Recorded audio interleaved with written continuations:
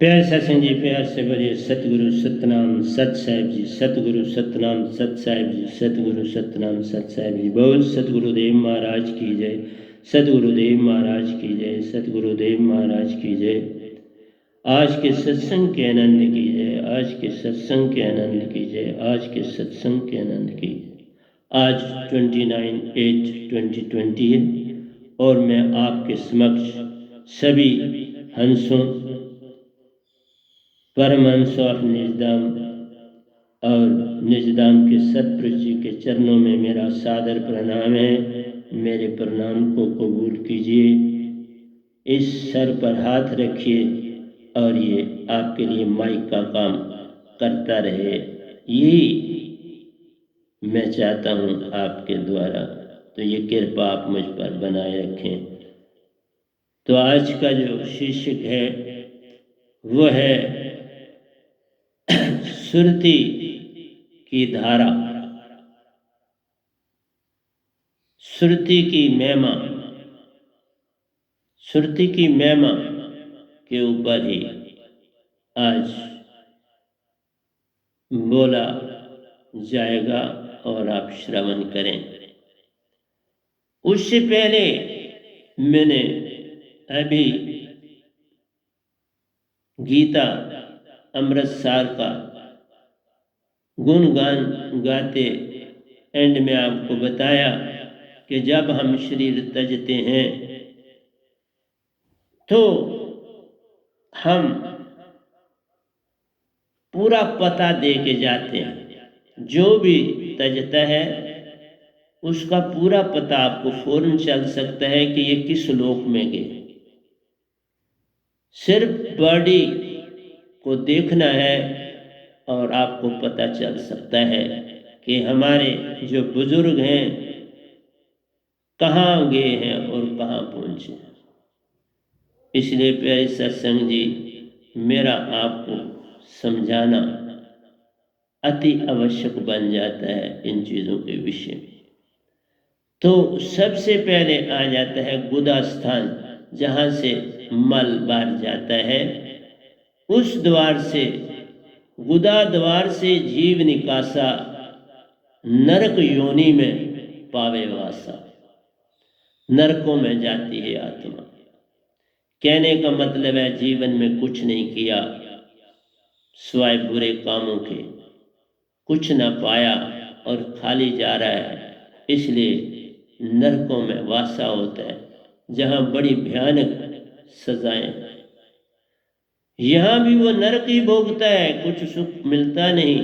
फिर वहाँ पर भी जहाँ जाता है नरक भोगता है। इसलिए गुदा द्वार से जीव जब जीव निकासा, न कहिए गुदा द्वार से हंस निकासा, जाता तो हंसा बन के, अब जीव कहाँ जाएगा।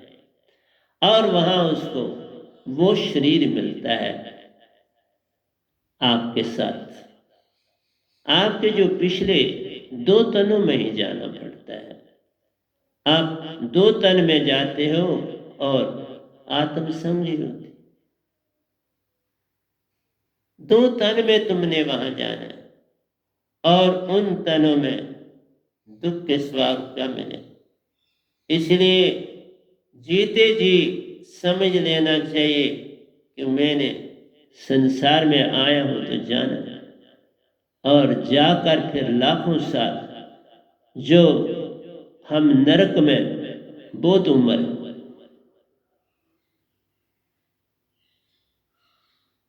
बहुत ही उम्र, 1000 साल से कम नहीं किसी की। इसलिए प्यारे सत्संग जी, चेतना करो, विचार करो। आप जो अकड़ करते हो वो आपको बड़ी गलत जगह ले जाएगी।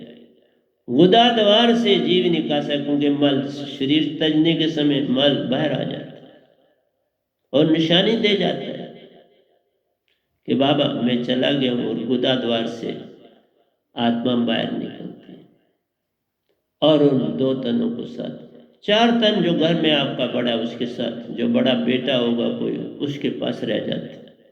और जो ही तुम फिर कभी उन्नति करते तो वो तीसरा रस्सों आगे मिलते, अपने आप चले जाते हैं आपके पास।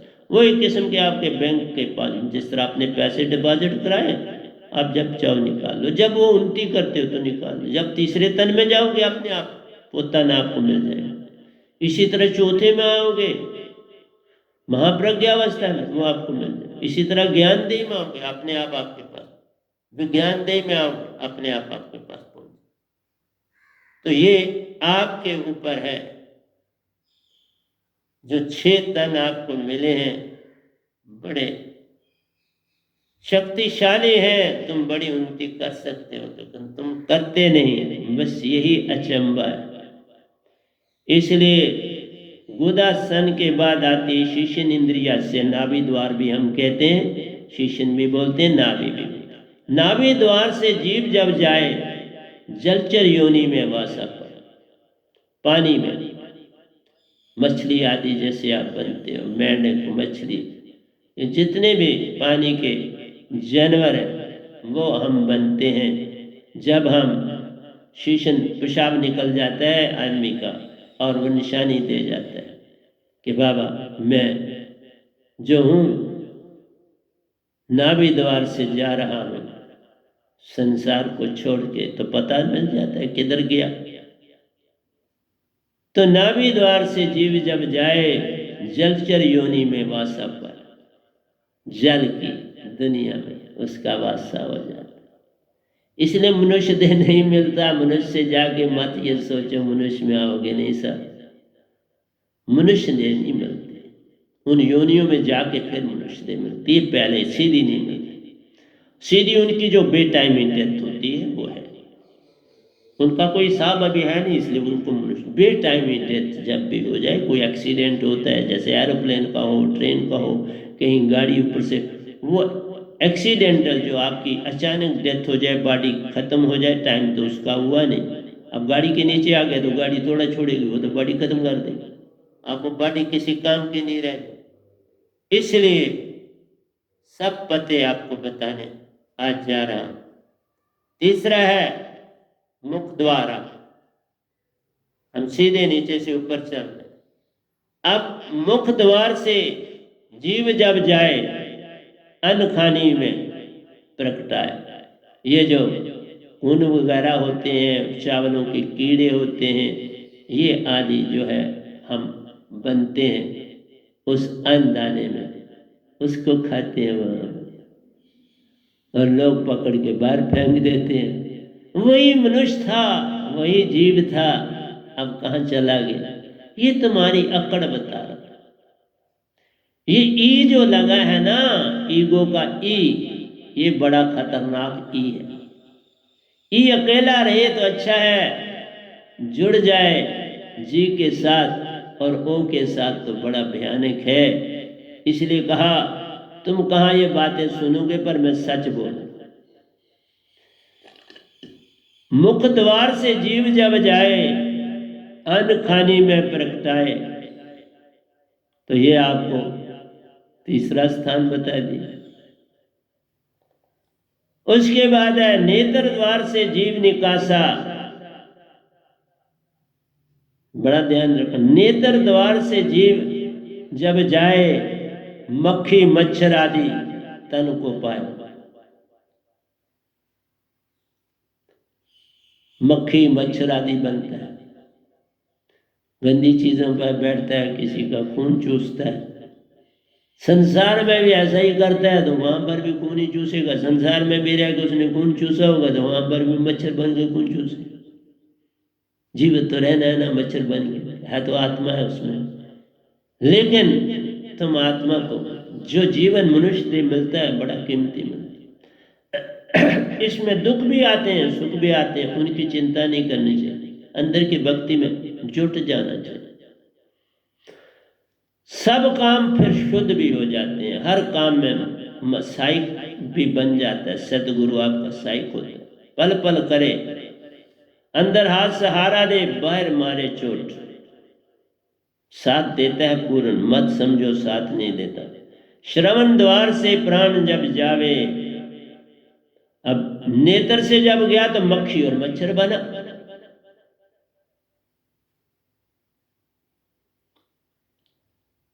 आंखों से निकला जब मक्खी और मच्छर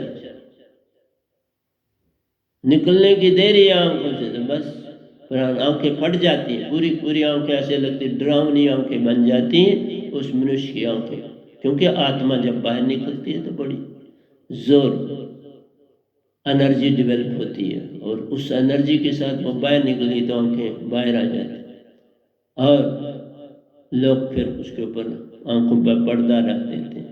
तो वो पता दे रहे हैं कि बाबा मैं मक्खी और मच्छर की दुनिया में जा रहा हूँ, मुझे ढूंढना होगा तो मक्खी मच्छर में ढूंढ लें। इसलिए पांचवा आता है आपका कान, श्रवण द्वार। श्रवण द्वार से प्राण जब जावे प्रेत योनि में वासा पाए। देखा, एक नरक में जाता है और दूसरा देख लो कहाँ चला जाता है, प्रेत योनि। ये कानों से कान बड़े हो जाते हैं, फैल जाते हैं, कानों से निकलता है। श्रवण द्वार से प्राण जब जावे प्रेत योनि में वासा पाए, तो प्राण बाहर निकलता और प्रेत योनि वासा मिलता है। कितना भयानक है, आप खुद ही सोच। गुदा से जाए तो बड़ी परेशानी, कानों से जाए तो मां परेशानी। ये दो जगहों से शरीर जब प्राण बाहर निकलते हैं तो पता दे, आंख से निकले तो भी पता, कान से जाए तो भी पता। इसी तरह से गुदा स्थान से जाए तो भी पता। तो आपको सारे पते दादाजी दे जाते हैं और कहते हैं मैं यहां से जा रहा हूं बाबा, मुझे ढूंढना है, तो वहां ढूंढ। फिर श्वासा द्वार से जब जीव निकासा अंडज खानी में प्रकटाए, अंडे के रूप में आ जाता है। ये मुर्गी परिंदे आदि जो आप अंडे देते हैं उस योनि में चला जाता है। जब आप क्या करते हो, श्वासा द्वार मुखी है, मुंह खुला रह जाता है। मुख द्वार से जब जाता है मुंह खुला रह जाता है, खुला रह गया, फिर आप उसको बंद करते हो, बड़ी मुश्किल, मुख बंद होता नहीं, वो मुख नहीं बंद होता, खुला रहता है। इसलिए श्वासा द्वार मुख से जब जीव निकासा अंडज खाने में करता वासा, अंडज खाने में चला जाता है। तो सब पते दे रहा हूं। फिर 10वां द्वार, योगी लोग जाएंगे ना, योगेश्वर लोग भी तो जाते हैं शरीर तजने। 10वें द्वार से जीव निकासा राजा होकर जग में आता। 10वें द्वार से जो जाता है स्वर्ग आदि से अपना जीवन काट कर जो फल उसने कमाया है जग में रह के, वो फल वहां खाता है। उसके बाद इस संसार में अब राजे तो रहे नहीं, कोई प्राइम मिनिस्टर बनता है, कोई होम मिनिस्टर बनता है, कोई प्रेसिडेंट बनता है, बस ये बन जाते हैं। हर एक चीज का फल देख लो तुम्हारे सामने, कोई मच्छर बन रहा है, कोई मक्खी बन रहा है, और तुम लोग कहते हो हमने गुरु धारण कर लिए, तो फिर तुम नुकसान तो वो गुरु जी को तो होगा नहीं, फंसे तो तुम जाओगे, किसी और को कोई तकलीफ होनी नहीं है। इसीलिए कहा ई जो है ना, ई जुड़ा हुआ ईगो का मान, मान बड़े मुनिवर गले मान सभी को खाए, मान सबको मार देता है। बड़े बड़े मुनि मर गए इसी मान के कारण। जो मान की खातिर लड़ता जग में सब कुछ गवा जाता है, कुछ भी हाथ में आता नहीं, फिर पीछे पछताता है। इसलिए मेरा काम समझाना प्यारो, मानो ये ना मानो ये तुम्हारा काम। तो 10वें द्वार से जीव जब जाता, प्राण जब जाता, राजा होकर जग में आता। फिर जो है हमारा संतों का 1.25 हाथ ऊपर, 5/4 हाथ ऊपर 11वां द्वार। इस 11वें द्वार से भी आपको 12वें में शिफ्ट होना पड़ता है। लेकिन जब आप संसार में चूंकि मुक्त हो गया, जो 11वें द्वार से जाता है वो संतों का ही रूप कहलाता है। पल पल सत्पुरुष संग में रहते व्यंगम चाल वो पा जाता है, बड़ी सुंदर चाल वो पाता है। 16 सूरज की ज्योत है पाता, व्यंगम चाल चल के निजगर जाता है। सब अंशों से मेल है होता, सतपुरुष का बन जाता है। सतपुरुष से भी बातचीत है होती, और फिर आगे को काम में लग जाता है। जिस काम जो ड्यूटी लगती है, अब रेस्ट कहीं नहीं, निज धाम में रेस्ट नहीं है कि तुम वहाँ आराम करोगे, नहीं। आते हो और जाते हो, कहाँ जाते हो और कहाँ रहते हो ये सतपुरुष ही बताते हैं। उनके हाथ ये चौबी है, वही आन चलाते हैं। लेकिन वहाँ पर भी ज़रूर है, देखा जैसे मैंने कि महान हस्तियाँ हैं जिनके ऊपर भार ज़्यादा है, और वो ये मेन ये 4 हस्तियाँ हैं, कबीर साहब जी, रविदास जी, बाबा नानक जी और मीरा जी। ये 4 मेन हस्तियां वहां मानी जाती हैं, इनकी बड़ी इम्पोर्टेंस है। और अब इन 4 के साथ एक आपके साथ सामने बैठा है गदा भाई, ये भी उन 4 के साथ शामिल है, तो ये भी 5 हो गए। इसलिए बताया कि वो धरती पर भी आए सतपुरुष के संग, तो 4 आए मुझे मिले। निज धाम गया तो वहां पर भी वो 4 इकट्ठे मुझे मिले। बाकी तो दूर दूर ही रहते हैं। जो पूर्ण प्यारा संत है बनता, वो प्यारे संत पास आ जाते हैं। जो जग में भी रह के पूर्ण संत होते हैं, उनकी ही ड्यूटी महान होती है, क्योंकि वो संसार में पैदाइशी संत होते हैं। संत सदा पैदाइशी होते हैं। जो संतों से दात है पाकर कुछ बनते, वे दूसरी श्रेणी में आ जाते हैं। वहाँ वैसे फर्क कोई नहीं है, मतलब है ये तो वैसे ही काम का सारे परमहंस कहलाते हैं। वहाँ कोई हंस नहीं, सब परमहंस है, फर्क कोई नहीं। लेकिन कहीं जहाँ ड्यूटी किसी की लगती है तो वो जाता है, फर्क नहीं।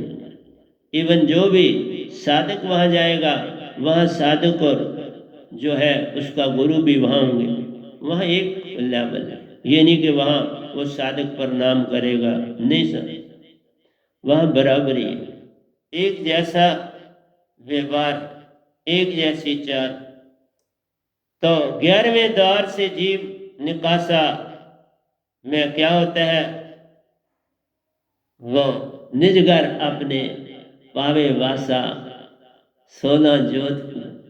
16 सूरज की ज्योत में पाता, व्यंगम चाल से निजगर जाता, सब हंसों से मेल है होता। वो कहते इतनी देर क्यों करी प्यारे, क्या तुम्हें ये राज पता नहीं था। वो भी ये कहता देर लगी कि राज जब पाया तभी तो आया, राज न पाता कैसे आता। ये सतपुरुष की ही मर्जी, क्योंकि संत जो बनता है वो पैदाइशी होता है। जैसे मैंने सतगुरु पाए, पर वो निज धाम सतपुरुष को उन्होंने नहीं पाया। तो अगर सतपुरुष को नहीं पाया तो सो निज धाम फिर कैसे जा सकते हैं, सीधी सी बात। वो सतपुरुष के विषय में कुछ नहीं जानते, इसीलिए सतपुरुष लुप्त हो चुके थे। मेरे आने से पहले सतपुरुष को उस धरती से लुप्त कर दिया गया। अब यही हो रहा था कि कबीर साहब ही सतपुरुष हैं, यही संसार अब कहना शुरू हो गया कबीर साहब ही कबीर साहब हैं। नहीं साहब, कभी सतपुरुष चोला धारते नहीं, कभी तन वो पाते नहीं, क्योंकि तन पाया तो आप काल के अधीन आओगे ना, तो काल उनके पांचवें बेटे। इसलिए बड़ी अचंभे की चीजें लोग बोल देते हैं और वो कभी सोचते नहीं हम क्या बोले, लेकिन गुरु धारण करना पड़ता है, ये प्रथा है ना। इसलिए मैंने जिनको सतगुरु बनाया वो सतपुरुष को नहीं जानते थे, सतपुरुष से कोई मेल नहीं हुआ था, और देखो मैंने उनका शिष्य बना और 5वें महीने में सतपुरुष ने ले लिया, भेजा भी उन्होंने सतगुरु के पास। मेरा सारा काम सतपुरुष ने किया, भेजा भी कि ये ठीक है कि संसार में उनका और कोई परलल नहीं, ये बता देता मेरे सतगुरु के बराबर और कोई इस संसार में नहीं।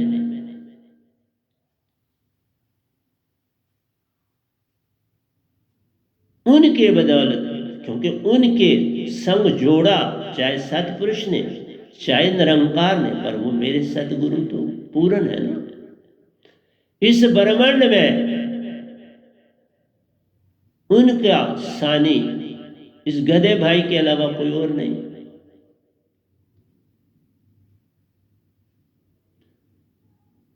क्योंकि मैं पैदाइशी संत था, ये अंतर,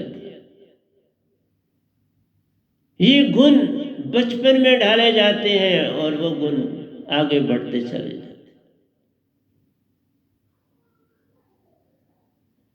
और सबसे बड़ी बात ईमानदारी की। और मैं आज निगाह डालता हूं मैं अपने पीछे, ये नहीं कि मेरे को आप क्या तारीफ करनी है, मैं तो गधा भाई हूं, लेकिन इतना बोलता हूं कि ब्रह्मांड में कबीर साहब के बाद पहला संत आया है जो डायरेक्ट सतपुरुष के द्वारा सतगुरु के पास गया। सतपुरुष खुद भेजा, मैं अब कहीं जाने वाला नहीं था, क्योंकि निरंकार पूरी तरह से पा लिए थे। उनके दर्शन भी करता था, सैलें भी ब्रह्मंडों की करता था, महायोगेश्वर था,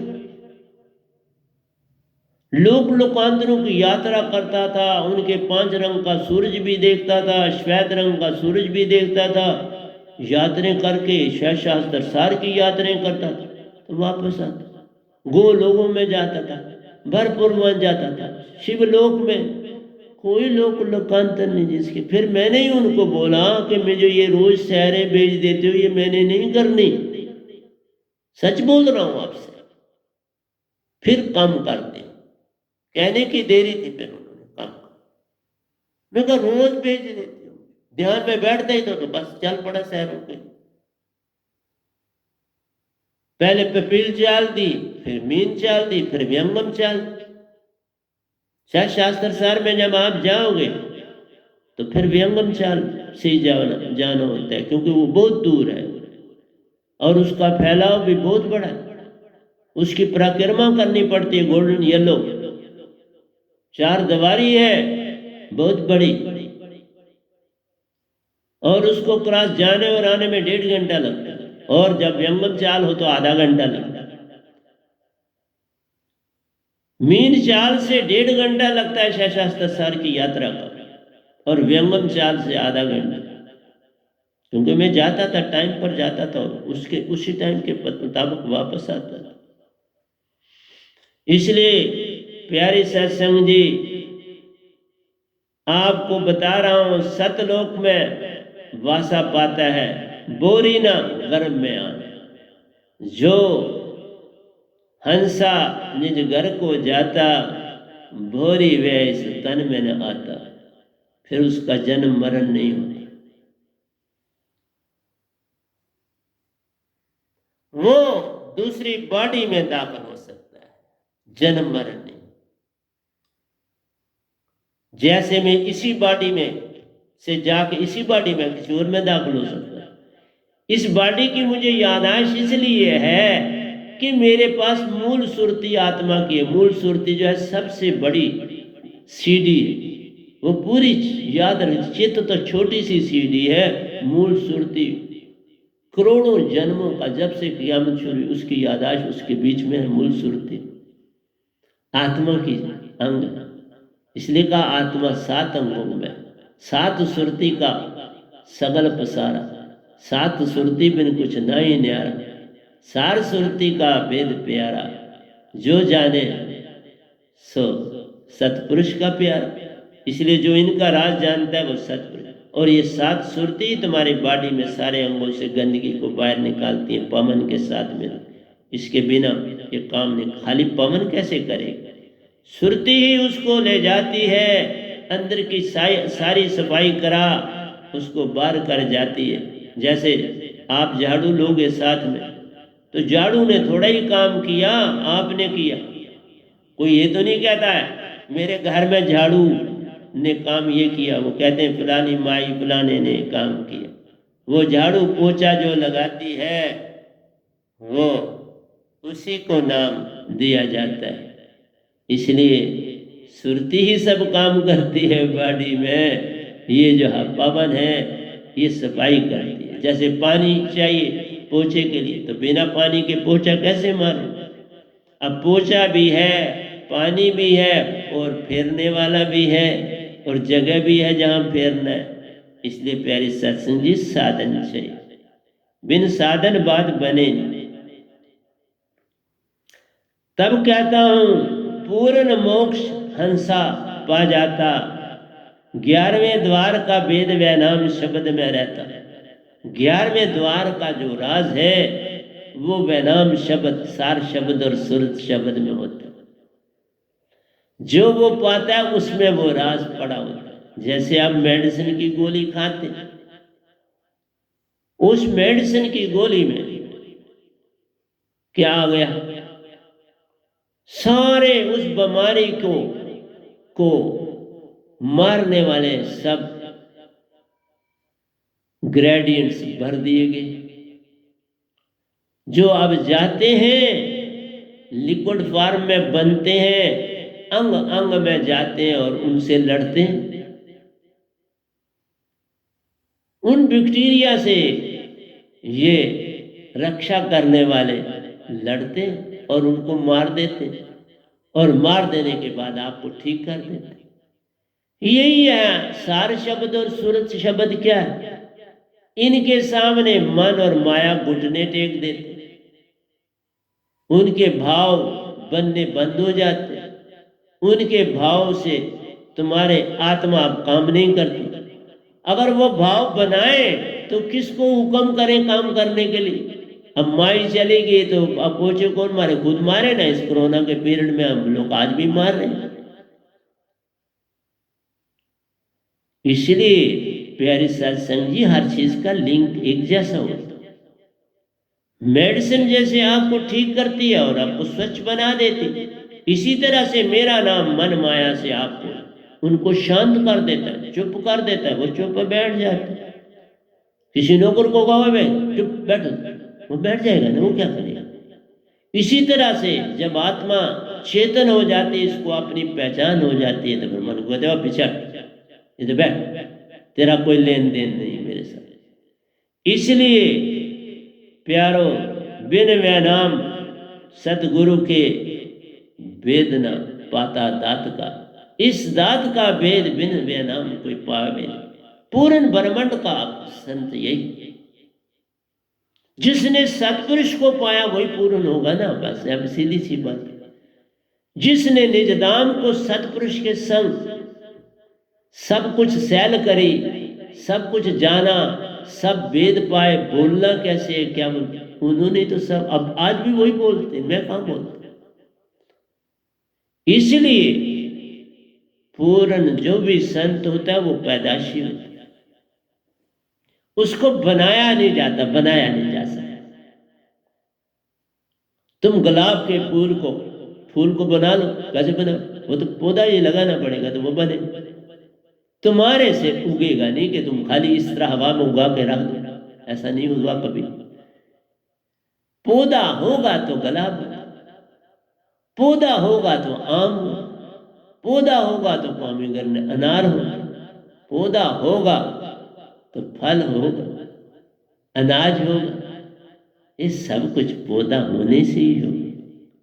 इसलिए संत पैदाइशी होते, भेजा जाता जा, और वो वाकई पहले योगेश्वर होना चाहिए, फिर ही वो संत कहलाएगा। बिना योगेश्वर बने संत कैसे बन पाए? इसलिए मैं पहले योगेश्वर बन। सब लोग लकांतरों की यात्राएं करें। हर चीज होने के बाद आपको मैं एक बड़ी विचित्र बात बताऊं, आप हैरान हो जाएंगे कि कैसे मालिक खुद काम कराता है। मैं निरंकार की भक्ति में जब था तो मेरी कुटिया जो ऊपर वाले आश्रम है उसकी बड़ी महिमा है। मैं प्रतिदिन साथ ही मंदिर था नजदीकी, तो वहां मैं फूल लेने जाता था। मैं अंदर मंदिर में नहीं जाता था, मुझे मंदिर से कोई लेना देना नहीं था, क्योंकि मेरी भक्ति सारी अंदर की थी, मुझे मंदिर से कुछ लेना नहीं था। तो मैं फूल लाता था, वहां बाहर माई थी तो उससे फूल ले आता था। और कभी मैं ना भी जाऊं तो वो फूल छोड़ जाती थी, गेट पर लटका जाती थी, उसको पता था पैसे दे दे। तो मैं आपको बताऊं, एक दिन मैं फूल लिए और साथ ही वहां बेकरी की दुकान भी थी, तो मैं कोई मुझे लेना देना नहीं था, तो बेकरी मुझे अंदर से आवाज आई, यहां से एक ब्रेड ले लो। मैंने ब्रेड ले ली। अब मुझे पता नहीं, आवाज अंदर से आई तो मैंने ले ली। मैं आश्रम में वहीं जहां फूल रखता था, सब कुछ रखता था, चरनामत में बनाता था, मैं चरनामत शिव जी का चरनामत बनाता था, और फूल मैंने वहां रख दी और ब्रेड भी वहीं रख दी। कोई 12 बजे मैं एंट्रेंस का तब काम करता था, मैंने रिटायरमेंट ली हुई थी। 12 बजे तो एक गाय गेट के पास आई, बड़ी प्यारी गाय थी, बड़ी सुंदर, बुरे रंग का उसका रंग था, आज भी याद आ रहा है। तो मुझे फौरन ध्यान आया कि तेरे पास ब्रेड है ना, तो इसको खिला। मैंने ब्रेड निकाली, उसको देता गया, वो खाती गई, फटाफट खा गई, सारी ब्रेड खत्म हो गई। तो वो तब भी नहीं गई, वो गेट उसने छोड़ा ही नहीं, गेट बिल्कुल। अब मैं बाहर भी नहीं जा सकता था। फिर मेरा दूसरा रास्ता है, उन सीढ़ियों से मैं ऊपर गया, ऊपर से मैंने कुछ और रोटी लाई, और रोटी भी लाई तो मैंने एक बकेट में बाल्टी में पानी भी ले आया। मैंने कहा इतनी रोटी खाएंगे तो पानी भी तो पिएगी। मैंने उसे वो रोटी भी दी कि वो खा गई, और उसके बाद बाल्टी पानी की उसके गेट के बाहर रखी, वो पानी भी खूब पी के गई और चली।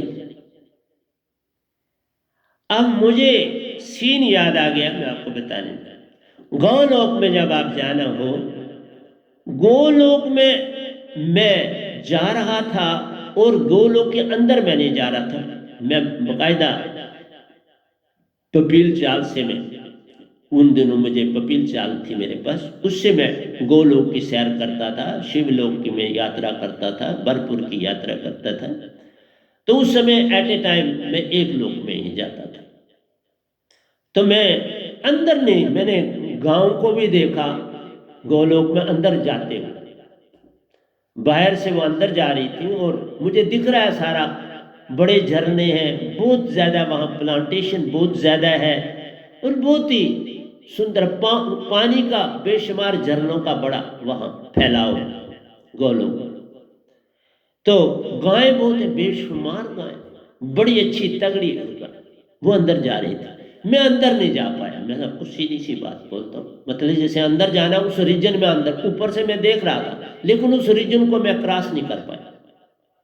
उसके किनारे किनारे चल के मैं आगे चला, शिवलोक में दाखिल हो रहा था। मैं शिवलोक में पूरा नीचे तक, नीचे के लेवल तक चला जाता था तैरता हुआ, और वहां पूजा पद्धति को भी देखता था कि कैसे पद्धति, मेल फीमेल का एक ड्रेस है पहना हुआ वाइट, और वो बकायदा दूध वहां चढ़ा रहे, शिवलिंग बहुत बड़ा है, और वो ड्यूटी दे रहे। तो यहां मैं दाखिल नहीं हो रहा था। अब क्या हुआ कि जब ये गाय खा के चली गई तो उस रात जब मैं ध्यान में गया, अब मैंने पूरी उस गोलोक की यात्रा करी, अंदर तक बिल्कुल घूम के आया। अब वो गाय प्रतिदिन 12 बजे मेरे पास आने लगी और मैं उसी तरह उसके लिए खाना रेडी रखने लगा, पानी भी रखने लगा और प्रतिदिन उसको देता रहा। ये काफी देर चला और फिर उसको उसके मालिक ने, मुझे पता चला, बेच दिया आरसपुरा में। फिर वो गाय बेचारी आरसपुरा से कैसे आती, क्योंकि जो गायें रखते हैं जिनसे मैं दूध लेता था, वहाँ मैं खुद दूध लेने जाता था रेहड़ी में, तो जिनके घर दूध लेने जाता था तो वो पुराने मतलब है वो दूध बेचने का काम करते हैं, आज मेरे वो शिष्य भी हैं। तो उनसे मैंने बात करी कि इस तरह से फलानी ऐसी गाय है, मैंने उसका पूरा होलिया दिया। तो वो कहने लगे हाँ, यहाँ सुभाष नगर में उसको रखा गया, ऐसी गाय वहाँ है उनके पास, अब उन्होंने बेच दिया और आरसपुरा में बेची। तो उसके बाद मेरा रास्ता, तो तब हर चीज का राज देता हूं कि जब तक आप गौ की सेवा नहीं करोगे, कृष्ण भगवान की पूर्ण श्रद्धा से भक्ति नहीं करोगे, आप गोलोक में नहीं जा सकते। गोलोक के लिए ये मस्ट है। तो इस तरह से भक्ति की हर पहचान होती है और तुम आगे बढ़ता, रुको ना। मैं रुका नहीं, बस इतनी सी बात है। मैंने ये नहीं कहा मैं जहां हूं अब मैं कभी विश मत कर। अगर मैं गोलोक अंदर भी गया, मैंने कोई विश नहीं करी किसी किस्म की, बस देख के आ गया। जैसे आप कहीं पिकनिक मनाने जाते हो तो देख के आ जाते हो, वहां देख लिया। और कभी अंदर से भाव मत बनाओ कि मैं इसी का हो जाऊं। जब भाव बनाओगे तो फंस जाओ। भाव का मतलब आप मांगोगे, फिर आपकी भक्ति वहां क्लोज, फिर उसके आगे नहीं बढ़ो। इसलिए ये भी अपने हाथ नहीं होता। मैं आपको ये बताऊं, जहां तक मैंने देखा कि जब मालिक ने आगे ले जाना होता तो वो मंगवाने देता ही नहीं, फिर उस तरफ लगाने ही नहीं देता। जैसे मैंने अभी आपको कहा कि मैं तो बस नहीं गया तो नहीं गया, अब मैंने उसके ऊपर कोई विचार नहीं किया, लेकिन उसका हल कृष्ण भगवान ने खुद कर दी। उनको तो पता चलता है ना बाबा, हर चीज पता चलती है। हर देवी देवता जिसके लोक लोकांत, उनको सब पता है। वो विजिलेंट है, वो होशियार है, उनको हर चीज पता, कौन आ रहा है कौन जा रहा है। ऐसे कैसे नहीं तो तुम जाओ, उनसे प्रेम होगा तो जाओगे ना, तभी जाने देते। मीरा भी जब चली गई, मीरा जी क्योंकि कृष्ण को प्रकट कर लेती थी। मीरा जी में इतना प्रेम की भावना थी कि वो तो अपने सामने प्रकट कर देती थी कृष्ण, उनके उनके आगे नाचती थी, उनको प्रकट करके उनको आगे नाचती थी। लोग समझते थे बावरी होगी, बावरी नहीं, उसको उसको तो मीरा को तो दिखाई देते थे ना वो पूरी तरह से। इस तरह से कोई मेरा साधिक, मैं सच बोलता हूं, अभी जो मेरा साधक नहीं होता मैं उसके घर भी जाके पहुंच के सब कुछ देख लेता। अभी मेरे कोई सरबंदी थे, वो परेशानी थी तो उनको देखा।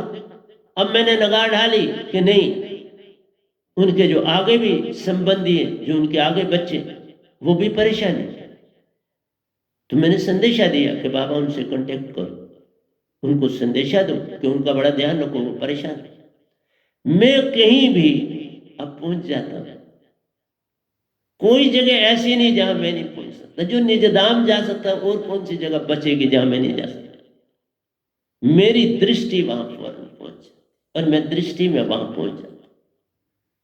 इसलिए प्यारे सत्संग जी, तुम भक्ति में बस आगे रहो। इसलिए वही वह नाम शब्द का भेद है पाता, सार शब्द सुरत शब्द जाके पासा। जिसके पास मेरा शब्द हो वही सतपुरुष को पहचान है पाता। उसके पल पल संग सतपुरुष है रहता। तो मैं कोई शब्द थोड़ा देता हूं, मैं तो सतपुरुष को आपके साथ कर देता हूं और खुद भी साथ हो जाता हूं, दासा बन जाता।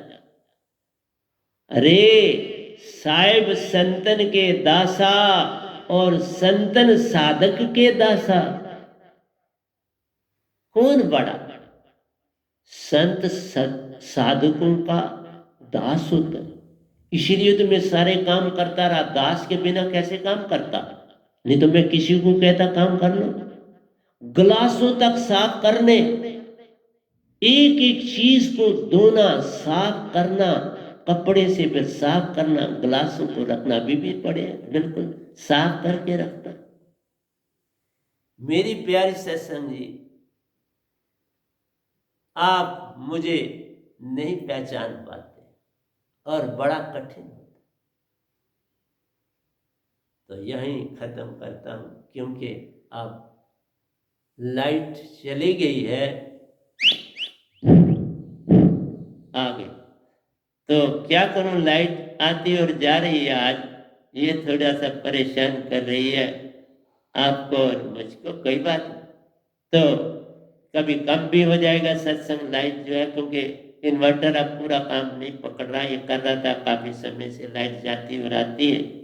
तो प्यारे सत्संग जी, मेरा आपसे ये कहना है कि सतगुरु जो होता है वो साधकों का दास होता है। वो बहुत कुछ कह भी देते हैं और संत चुप रहते हैं, क्योंकि वो दास है। दासा को दास बन के ही रहना है। और ये सीखा इस शब्द से कि सतपुरुष 24 घंटे मेरे साथ रहते हैं और कभी कभार लश्कार भी देते हैं कि मैं साथ, दृष्टांत भी देते हैं मैं साथ। इसलिए प्यारी सत्संग जी, संत आपके जब दात देते हैं तो दो दास आपको मिल जाते हैं, जिसका कोई आद और अंत नहीं, वो तुम्हारे पास दासा बन के रहते, और सतगुरु भी वहां दासा बन के रहता। और फिर तुम कहते हो हमें क्या मिला। हीरा तो मोलू बिके, शब्द मोल ना तोल। ये कोई ऐसे बात थोड़ा कह रहा हूं, जो दात मैं देता हूं इसकी कोई कीमत ही नहीं। हीरे अरबों खरबों ले लो, पैसे से ही खरीदे ना किसी ने। पैसे दुनिया में थे तो खरीदेगे, पैसे न होते तो कौन खरीदता। और जो नहीं खरीदे जाते वो गवर्नमेंट के बैंकों में रहते और वो बेचने के लिए रेडी पड़े होते हैं, लोग खरीदो। इसलिए प्यारी सत्संग जी, ये दात बेमोल है, प्रेम से खरीदी जाती है, सत्य से पाई जाती है, आनंद में बांटी जाती है। शांत हो जाओ तो ये भी शांत होके तुम्हारा साथ निभाती। तुम जब शांत हो जाते हो, सतगुरु और सतपुरुष भी संग में शांत होके बैठ जाते। तुम क्या जानो महिमा सतपुरुष की, तुम क्या जानो महिमा सतगुरु की। तुम तो पल पल सर दर्द और पेट दर्द में पड़े रहते। मेरा सर दर्द ठीक हो गया, मेरा पेट दर्द ठीक हो गया। कोई साधक कहता है मैंने फलाने का, मैं बैठा था वहां, मैंने सिमरन किया, ध्यान किया, वो ठीक हो गया। तो फिर क्या हो गया? वो ठीक हो गया तो अच्छी बात हुई ना, बुरा क्या हुआ? तो तुम्हें ई अपने साथ लगाने की क्या जरूरत पड़ी? जो तुम्हारे दास सतगुरु और सतपुरुष करने वाले तो वो हैं, तुम क्या करने वाले? फिर शब्द से पहले भी कर लेते। इतनी अकड़ आ जाती है हर इंसान में कि क्या बताऊं। फिर क्या सत्संग दूं इन लोगों को? ये इतना भी नहीं समझ पाते तो इनको क्या सत्संग? ये गोटा मारते हैं मेरे सत्संग, सर वर्डों को याद कर। पंडित है, बड़ी पंडिताई करते हैं, बस उसी में लगे हैं। और वो कहते हैं देखो जी हमारे पास बड़े बड़े पंडित आते हैं, हमसे राय लेते हैं, हमसे हमसे उससे क्या हो जाता? फिर क्या हो जाता? फिर क्या कर लोगे? तुम्हें जाना निजदाम है, अपने इन दासों की पहचान कर। दासा दास बनाते हैं और फिर संग ले जाते। सतगुरु और सतपुरुष दासा बन के रहते हैं, दास बन के दास बनाते हैं, जो बन जाए उसे पार ले जाते हैं। नहीं तो जैसे भृंगा 3 आवाजें देता है, जो पाता संग हो जाता है, जो नहीं पाता संसार में रह जाता है, फिर वही कीड़े का कीड़ा मर जाता है। अब वापस भी तो उसे ले नहीं जाता कि दूसरे उसे कोई घोंसले में, अब तो वो ना रार का रहा ना पार का रहा, आवाज पकड़ी नहीं, फिर वही मर जाए। इसलिए तुम लोगों में ईगो नहीं जा रही, वही की वही है।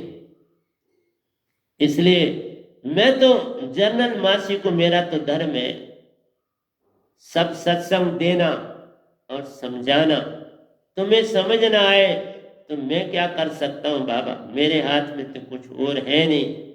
आज मैंने आपको ये भी बता दिया कि हमारे दादाजी जो जाते हैं वो हमारे को हर राज बता जाते हैं कि मैं कहाँ जा रहा हूँ, किस हालत में। इसलिए संसार की हालत देखो, एक तरफ तो कहते हैं भगवान, यही सब कुछ है, चलो मान लिया है,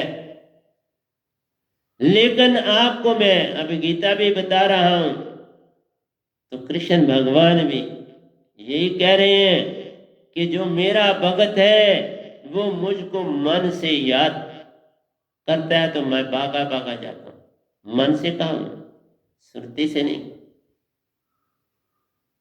जो अवतार भी निरंकार के आते हैं वो भी मन कहलाते हैं। निरंकार भी खुद मन की महिमा जान प्यारे, मन का ही सब कुछ बांटते रहते हैं और मन से ही सब कुछ करते प्यारो, मन ही कहलाते।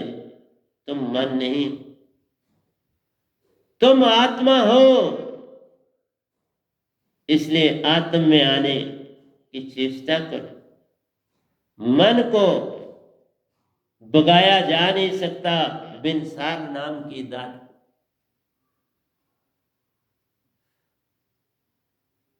तो फिर लाइट चली गई है पूरी तरह से, आती है और जाती है। ये खेल अपना दिखाती है, आज खेल खेल रही है सुबह से इस समय तक। चलो तो भी कुछ ना कुछ आपको मिल रहा है।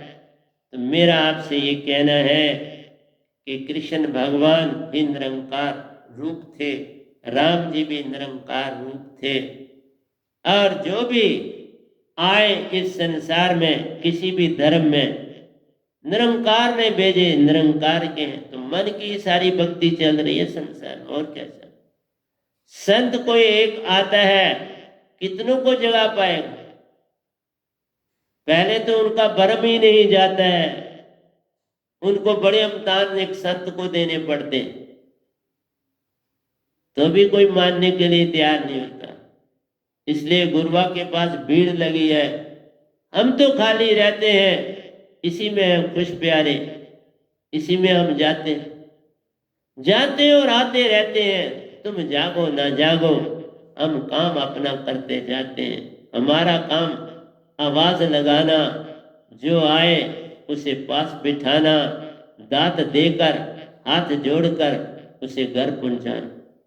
हम तो दास है। और सतपुरुष को भी अगर जानो, उन्होंने खुद ही कहा, साहिब संतन के दास, मेरा साहिब मुझको भजे मैं पाऊं विश्राम।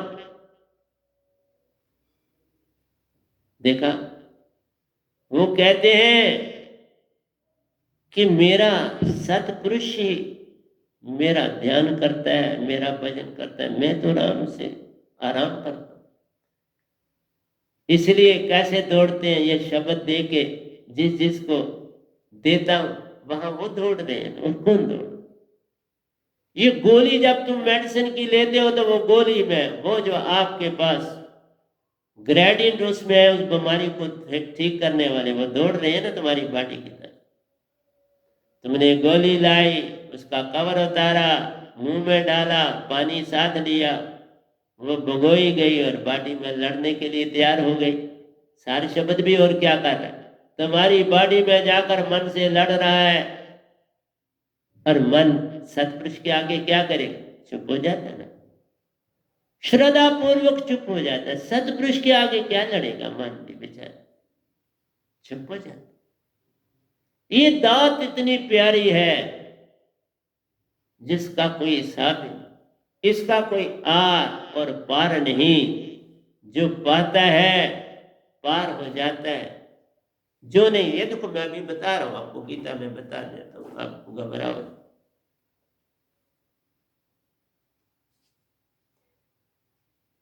कहते हैं अर्जुन बोले भगवान ब्रह्मा और आत्म का दीजिए ज्ञान। यही आ रहा था, ब्रह्मा और आत्म का ज्ञान दीजिए, मुझे समझाओ ब्रह्मा क्या है, उनका क्या काम है,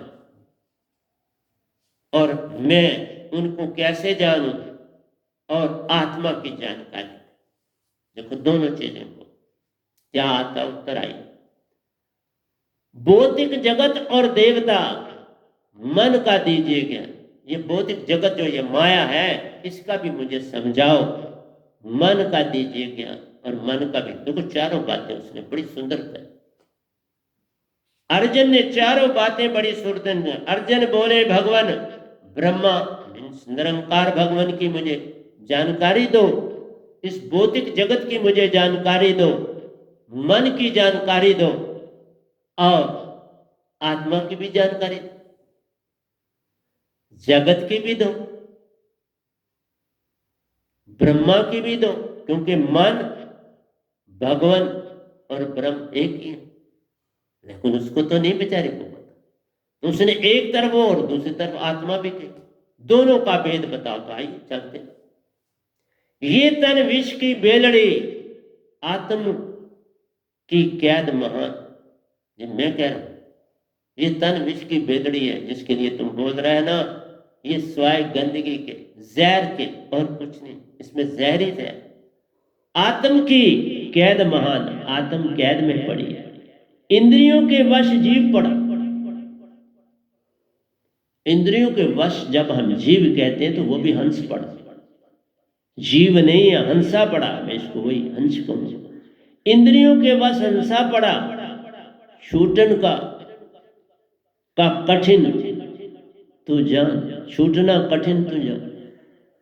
बिना मेरे शब्द के तुम ये चीजें पा ही नहीं सकते, छूटा जा ही नहीं सकता। क्योंकि तुमने कोई गुरु नहीं पाना, तुमने दास पाने। दो दास को पाना है, ये काम समझ में आना चाहिए। इंद्रियों के वश जीव पड़ा, छूटना कठिन तो जान। तो इंद्रियों के वश हंसा पड़ा, छूटना कठिन तो जान। सुनिए क्या कहते हैं, सुनते मानते के युग गए। ये बातें हम सुनते हैं और मानते चले जा रहे हैं। युगों युगों से मन माया का न छूटा साथ। देखा, आपकी चेष्टा सारा कुछ युगों युगों से आप कर रहे हो, ये नहीं ना छूटे। जितने भी गुरुआ लोग तुमने संसार में किए, किसी ने छोड़ा है? मुझे एक इंसान नहीं दिखा इस संसार में भिन्न भिन्न पद्धतियों में कोई फर्क हो, एक जैसे सब। मंदिर में जाता है वो भी वैसा है, गुरुद्वारे जाता है वह भी वैसा है, मस्जिद में जाता है वह भी वैसा है, सब कुछ वैसा है। वैसे ही बात चीज वेश को बदल लेने से क्या हो जाता है, थोड़ा सा खाने में बदल कर देने से क्या होता है, व्यवहार वैसा है, वैसा ही गुस्सा, वैसा ही क्रोध, सब कुछ तो वैसा है, वैसा ही छल कपट वैसा है। कुछ भी बदलाव नहीं आया किसी भी मनुष्य में। तो वो चाहे किधर भी चल रहा है, सोया हुआ है ना। तुम्हारे चलने से नहीं, बदलाव से बात बनती है। तुम्हारे में चेंज क्या है, तुम में खास बात क्या है वो बताओ। मैं ये किसी को कहता हूं तुम अपनी खास बात बताओ, तुम में क्या है जो बाकियों में नहीं, बस बात मत करो। बाकी ये नहीं है मैं ये मानता हूं मैं नहीं मानता, मानने की बात नहीं, तुम में खास बात क्या है। मानने या ना मानने से कुछ नहीं होने वाला, तुम में तब्दीली क्या है बस वो मुझे बता दो। अगर एक ने तिलक लगा लिया, एक ने टोपी पहन दी, एक ने पगड़ी पहन दी, एक ने क्रॉस डाल दिया, क्या हो गया इससे? इससे कोई बदलाव हो गया? चारों मिलके फिर वही दगाबाजी, वही झूठ फरेब एक जैसा। अंतर कहां से है? तो ये युगों से सुनते मानते के युगों से मन माया का छूटा न साथ। अरे माया तीन लोक भी बन के तुम्हें मिले, फिर मांगोगे और मिले। माया से कभी किसी का दिल भरा नहीं, और दिल भरा जाता ही नहीं, इसका पैदा ही नहीं। दिल का पैदा ही नहीं, भरेगा कौन? जिसका पैदा ही न हो उसे भरा नहीं जा सकता। पैदा होना चाहिए ना, उसमें भरा जाएगा। इसलिए जब आपके पास मन और माया है तो पैदा चला गया। आत्मा कैद में है। जिसके पास पैदा है वो कैद में है। वो बर्तन जिसमें पैदा है वो तो आत्मा, वो कैद में है। और तुम जो भी और बर्तन लाओगे उसमें पैदा ही नहीं। मन का कोई बर्तन नहीं जिसमें पैदा, माया का कोई बर्तन नहीं जिसमें पैदा। तो किसमें भरोगे मेरे भाई? ये तो बता दो। इसलिए इसको मैं जारी रखूंगा कल भी। आज घड़ी आगे जाने की परमिशन मुझे नहीं दे रही। तो प्यारे सत्संग जी प्यार से कहिए सतगुरु सतनाम सत साहिब जी, सतगुरु सतनाम सत साहिब जी। बहुत सतगुरुदेव महाराज की जय, सतगुरुदेव महाराज की जय, सतगुरुदेव महाराज की।